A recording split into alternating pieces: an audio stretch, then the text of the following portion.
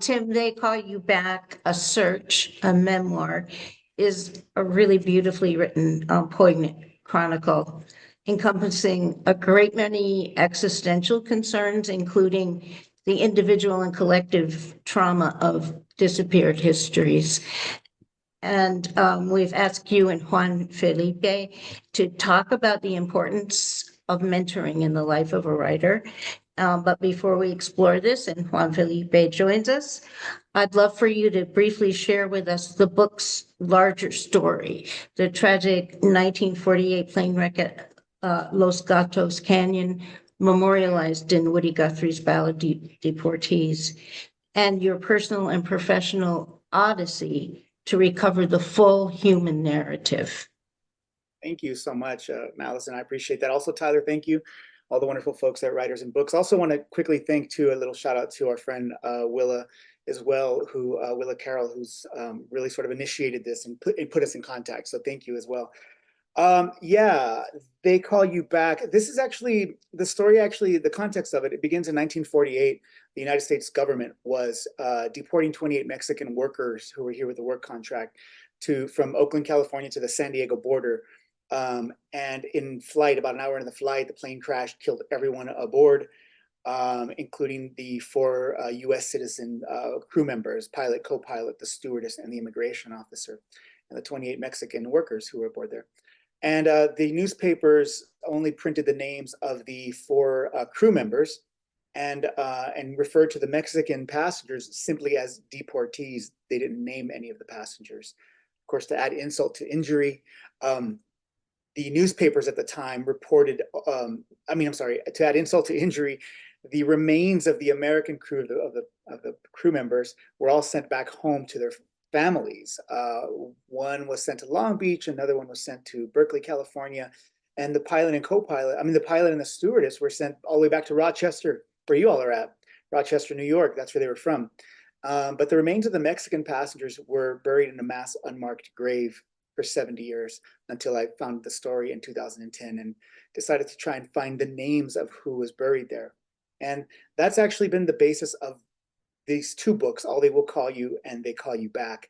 It was me trying, as of 2010, trying to locate at first the names. And once I found the list of names, it was about trying to find the families, locate the descendants of these passengers, and to tell them what had happened and to find out the stories of who those passengers were. And that's really what these 2 books and the last 15 years of my work have been about. And that's what I'll be talking about. Yeah, amazing trajectory you followed, and so personal for you as well. I forgot to describe myself, so I am a senior white appearing woman with gray hair of Ashkenazi and European descent. I'm wearing a pinstriped blue and white shirt. Describe yourself. Yeah, I'm a brown man, a middle-aged brown man with black hair and black shirt and eyeglasses. Yeah. Thank you. Because Juan isn't here, I'm going to skip down a little bit to one of my questions that sort of is kind of near the beginning of your process, kind of a personal awakening, Satori, really, you had when, as a teenager, you were put in jail for 15 days, presumably a DUI. Yeah. And there's a really compelling section of the book where you've written about that. You call these different moments in your life's journey kind of beginnings, as a way of describing a lifetime, really, this adult period of your life of excavating this history, but also excavating many truths about yourself and your own family and lineage and so many things.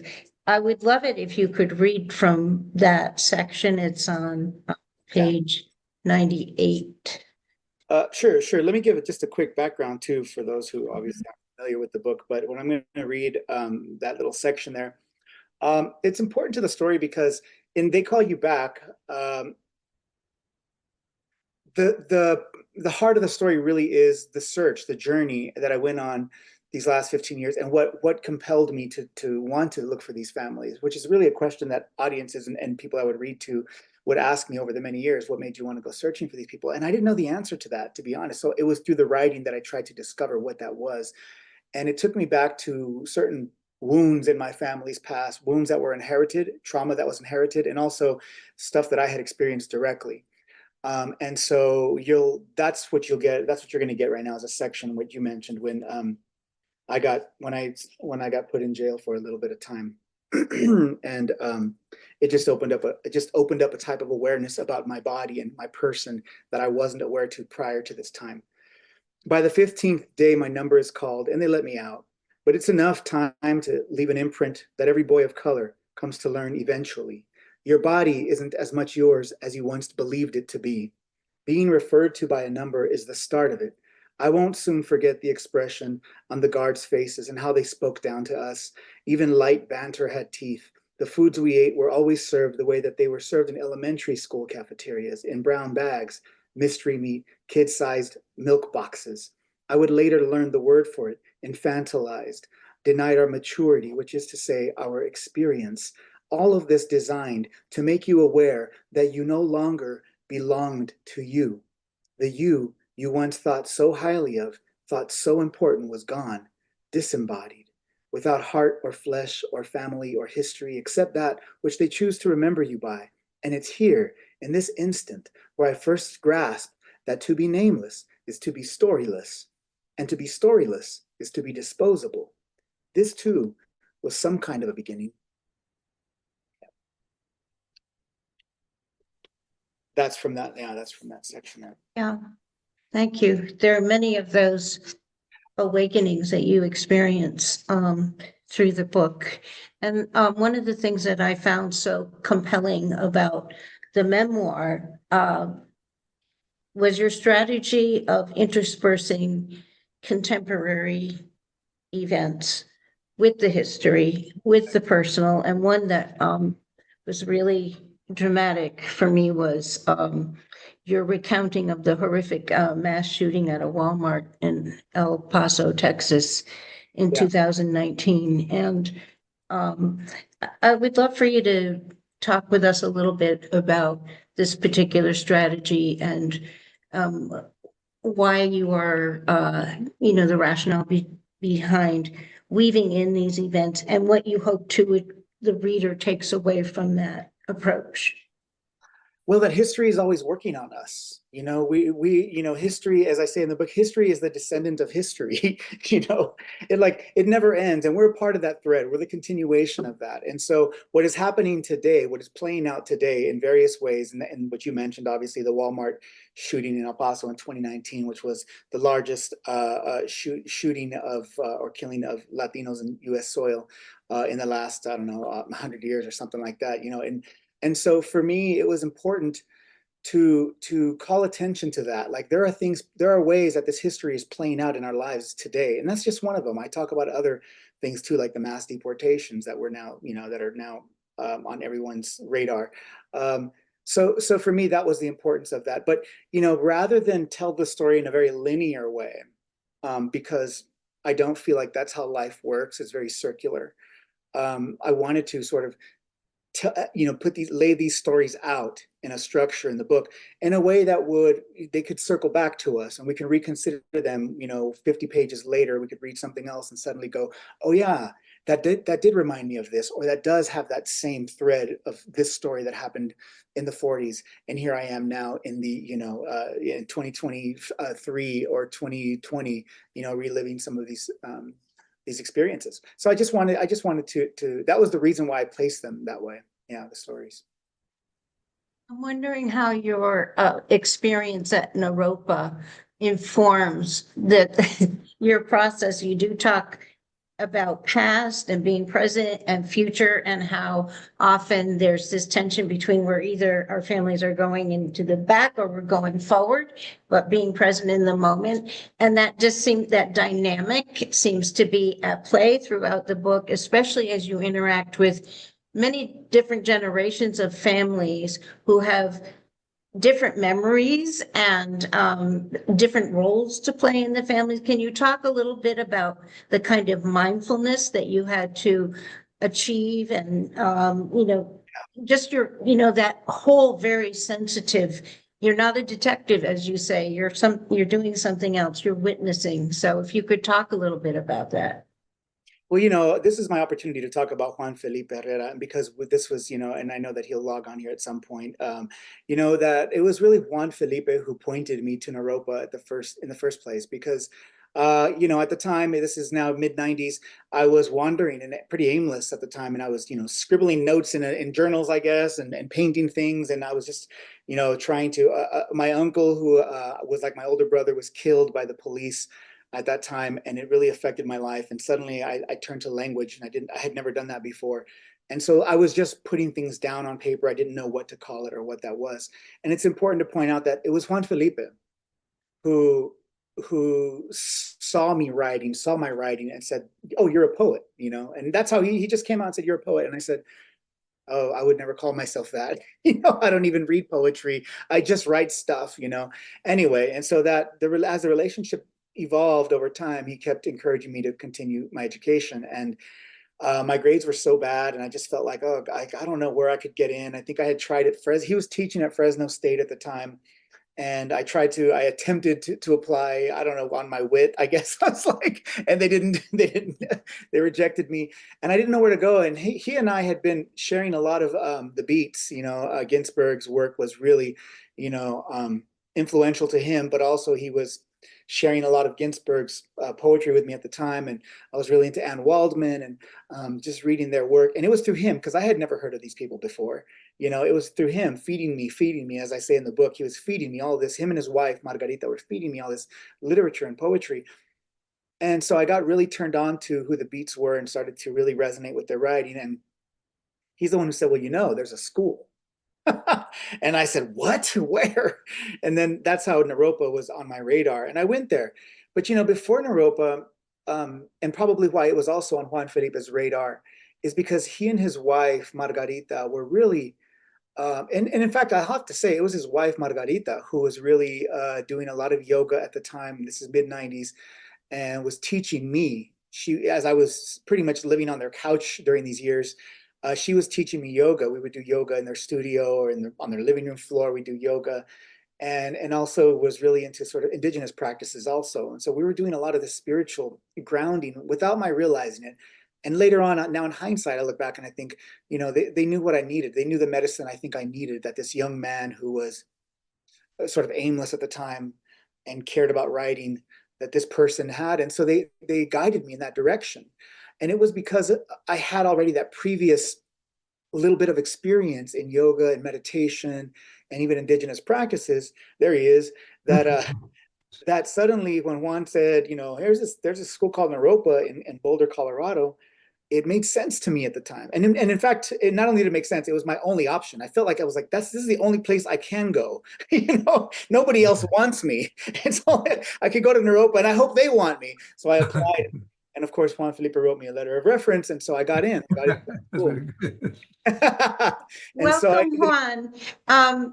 So glad that you can join us. And Tim, I think since we've just started to talk about the relationship with Juan Felipe, if you can read a lovely section that you wrote about that mentorship from the book. And then Juan, probably right after that, I'll ask you to read a poem. All right. Thank you. Anything Tim reads is great. Gracias, Juan Felipe. Let's see. Okay, so yeah, this comes at the time. This is like 1996, around there, and I'm still trying to deal with the death of my uncle, and so here it is. So I'm staying at Juan Felipe and Margarita's house, and so here we go. Sometimes Juan Felipe and I would take walks, and we would have art, writing, and clowning sessions. We would dress in costumes and goof around in the living room. Free expression, stories, tenderness, all of it was medicine, administered to me daily. The wound I felt was closing, and the light was creeping back in. Stories became my medicine, but also, in some way, my shield. I wanted more. I needed more. And then came one story that Juan Felipe would tell me that would plant a most vital seed. He told me about the time that he was an undergraduate student at UCLA in the early 70s, and he got a grant to trek into the Lacandon jungle and document the dwindling Maya population. He described to me in wonderful detail the things he'd seen and the friends he'd made, and how much that early trip shaped his view of his place in the world, how much it infused what poetry and community and his own familial past meant to him. He talked to me about how naive he was at the time, only 21 years old when he set out on that first trek, carrying bags of equipment and rolls of film that he'd have to abandon along the way. He shared with me the vulnerable ethics of entering a space as an outsider and creating original ideas in the name of art. He would write later on, "My trick lens signaled my privileged ground." All of this appealed to me, and at the time I didn't know why. The desire to go searching for my own meaning was planted. And to further solidify this, he gave me a cassette tape, a VHS tape, raw footage of his first trek to Chiapas. Shots from the window of a small twin-engine Cessna floating down into the jungles, and then silent footage of the Maya themselves in canoes or walking or standing in a milpa. He knew them all by name. He remembered them clearly. He considered them family. "You have to go down there, Timaeus," he would say, "and see for yourself. Yes, that's coming up for you." And he'd smile. And I would nod as if I actually believed it was possible, but I knew it wasn't. Not in that broken state that I was in, and not in that moment. You did eventually follow most of his instructions, however, which is what's wonderful about the book. Juan Felipe, do you want to say anything about that section and how you saw your role? And then please read a poem.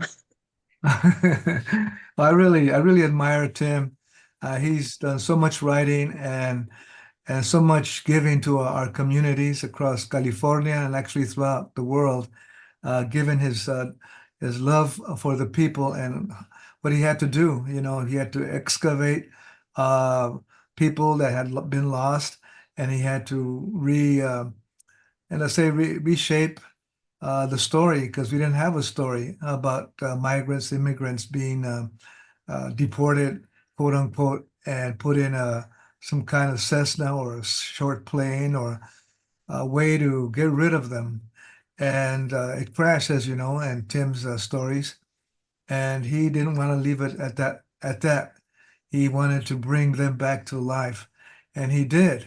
And I cannot imagine how much work he did and what it takes to actually make it all come back together. A puzzle that had been burned in a way, a puzzle that never was offered to us so we could reclaim it. And human beings that no one knew where they died or where they were they buried or were they still alive.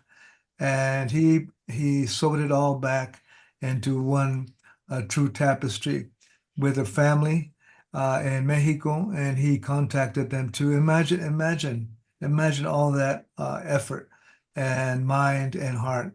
So I really congratulate him. All of us do here in Fresno and California and beyond for all his work and what he did for all the families and all of us. We came back to life with him. And I really thank you, Tim. Muchas gracias. Thank you so much. Really, it's a big project and a big accomplishment. Actually, I would like someone, I have in mind who it is, at Fresno State to give him an honorary PhD for all his work. I really do. I have a person in mind. I don't want to leak it out right now. But I want that to happen. Okay, everybody, we want that to happen. Okay, so it's going to happen. Let us know when it does so we can broadcast the news. So that's how I feel.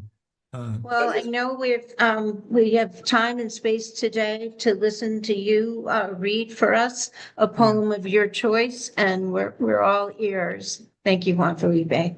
Well, thank you. I definitely will read a poem. And Tim, you were talking about the beginnings of both of our impulse to break out and find the truth buried already, and open up that door, filled with or pounded with stones and bugs and dirt, and you did it. And I remember back in, like you mentioned, at UCLA back in 1967 when I first got there on an affirmative action program, a DEI. If I may be so bold. You And may. and everyone, all of us, I think, all of us in general and beyond general, we were thinking about our identity at that time in the 60s, mid 60s, late 60s, 70s, 80s. Who are we? What are we? Who are you?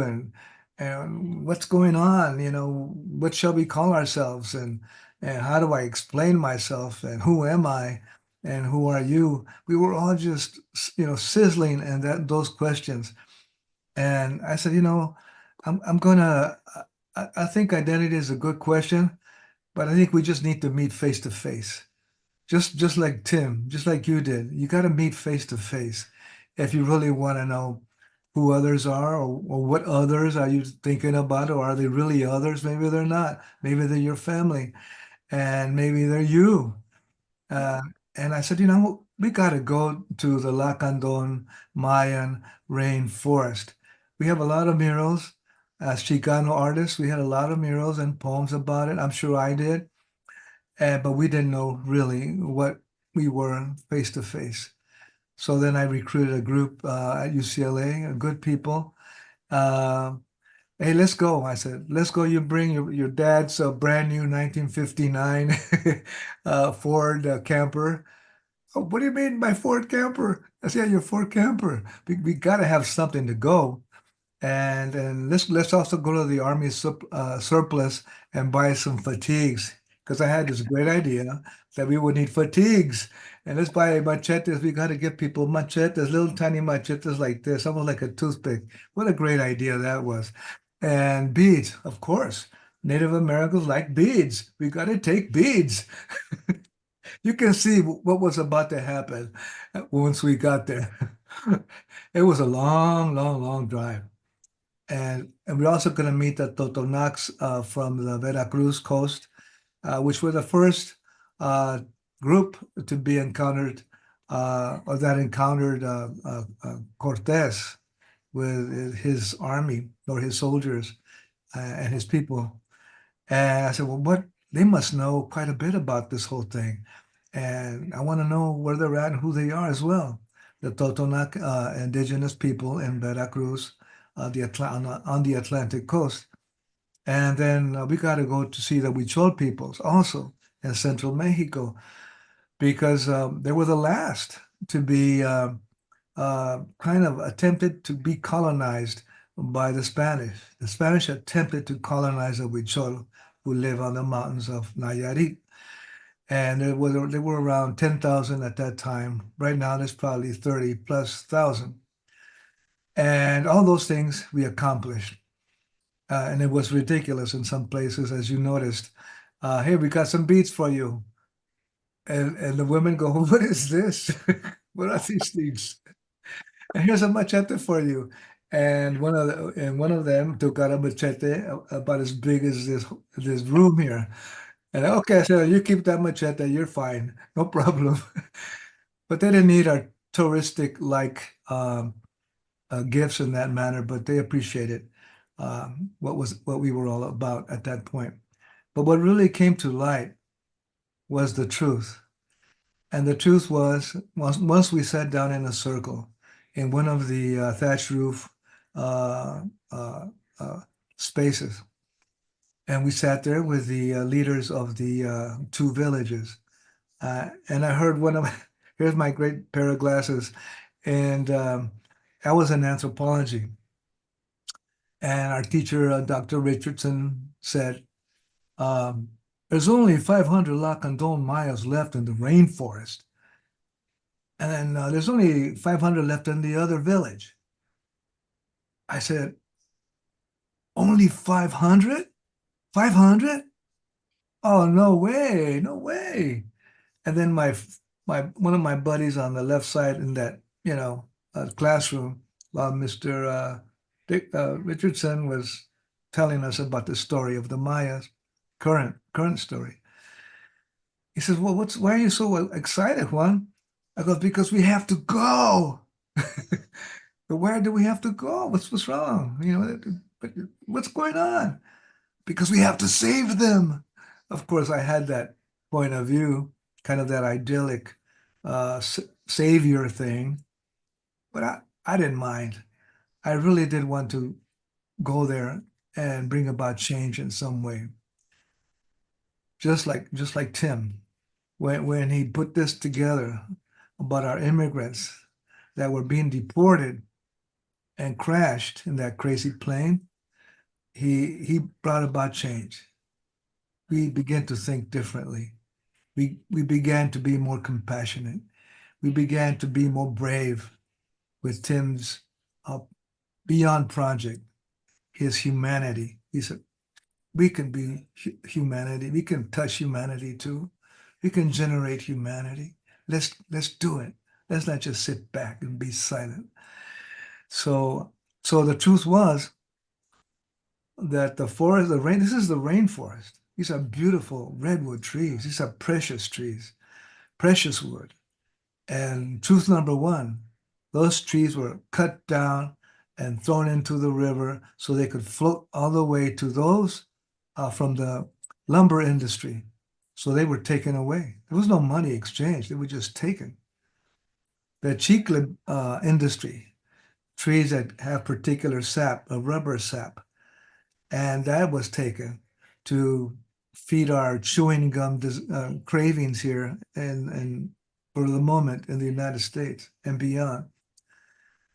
And those were just two things. And the flora, the leaves, the plants also were chopped down, and guess where they went? And uprooted. Guess where they went? Those plants in that region, that rainforest, where the Maya, La Canton Mayas live and have for many years. They were sent here. They were sent to the forests of the United States. And in those forests, those plants actually came from that rainforest, the trees and the chicle to make gum and blow bubbles in the movies. And all of a sudden, things began to change. This wasn't an idyllic situation.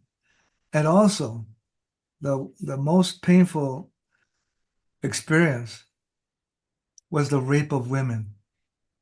There was a lot of workers from other sites come to that area where they want to extract all those materials, all those resources, but also the assault on women. And I heard all this in that little hut, thatch roof, sitting next to the leaders of those two villages, Naja and Lakanja, Chan Sayab. And that was the truth. It wasn't about, oh, I am Mayan. It wasn't that anymore. It was gone. It was about, this is the reality of our people across the continent in Chiapas, at the edge, pushed out, and that's where they had to survive. And so that was the big blast, the big experience, the surprise, and the reality. And what was I when I returned? I guess I was just shocked, and I still felt, what can I do? What can we do? And we have to notice what resources we're abusing from other countries, in particular, in this case, Southern Mexico, and the role these industries played, and the assault on women, and the actual health of the people there, which was in danger. And all the supplies that we sent down there, like candies and chocolate. So that was my beginning, my concern with my identity and our identity. And our identity carries a lot of suffering, and we need to change that suffering so we can be whole human beings. That's our identity. Let's become whole human beings that love humanity, unity, friendship, health, and safety for everyone in all regions, in this case, in Chiapas, in the jungles and beyond. And Tim and I goof around a lot. That is true. And but Tim is more serious than I am. Tim is more serious than I am. So I wrote Mayan Drifter. That's where this comes from. Uh, and I have some. I didn't know I had poems in there, but I do have a few. And it's good to tell the stories. We don't know about these things. They're not in the paper, and it's good as writers and thinkers and human beings mostly, and poets. That's our task. As Yeah. human beings, our task is to save human beings. As human beings, our task is to save the entire world and to save the trees and the animals and the people, as opposed to sitting back and earning, who knows, 10 more degrees. Just one more for Tim, though. He needs a PhD. We got to give him a PhD for all of his research. He really did it without any expectation of big money, big job, big degree. He just did it out of his pure, loving heart. Gracias, Juan Felipe. Appreciate that. Very Yes, much. sir. Yes, We're yes. always laughing, by the way. Yeah. Yes.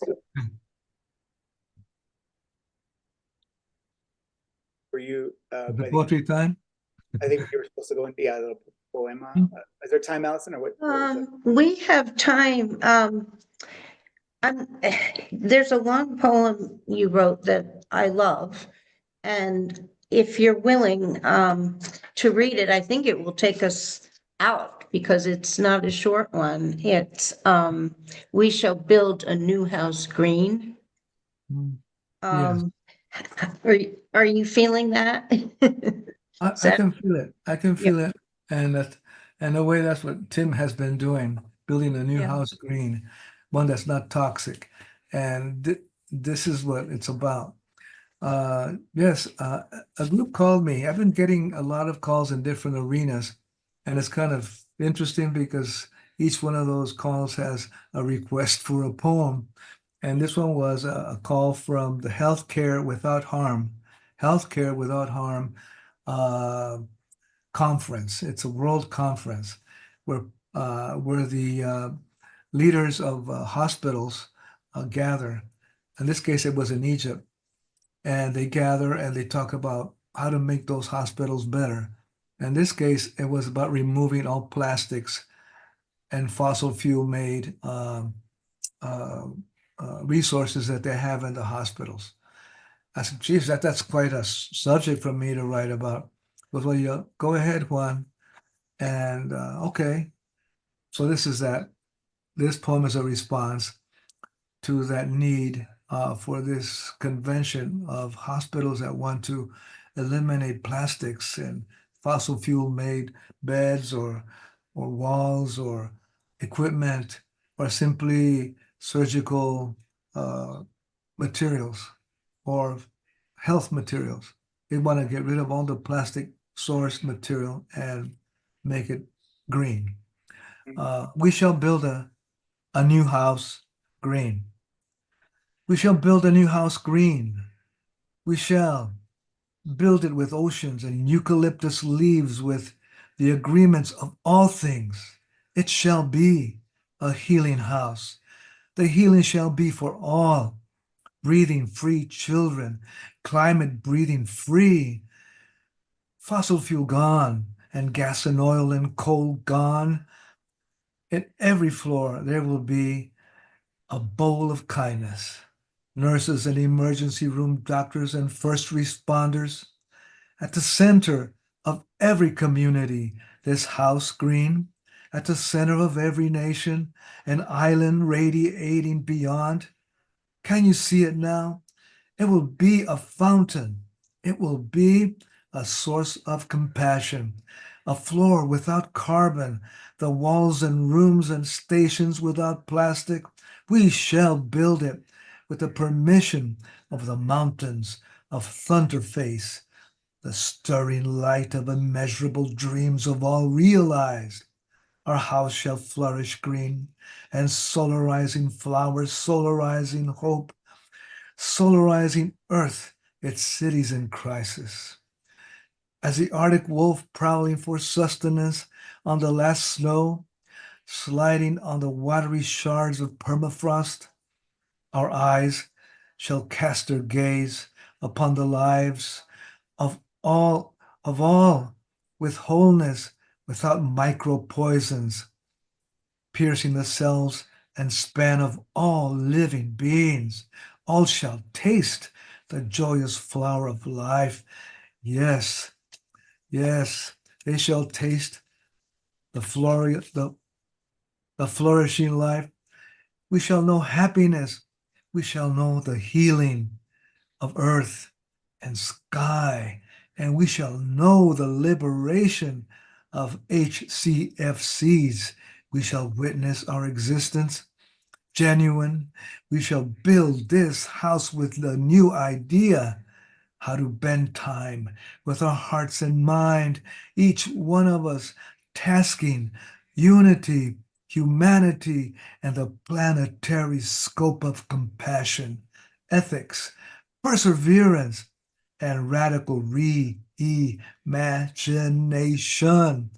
Yes, in every hall, in every room, in every foundation and roof, in every beam, in every interconnection and network and weaving, there will be nature and peoples breathing. There shall be a rainbow. Yes, garden of ancestral offerings. We shall open the doors of our healing house green. There shall be a choir in movement, in harmony. Many lives will survive and sing hope in every space.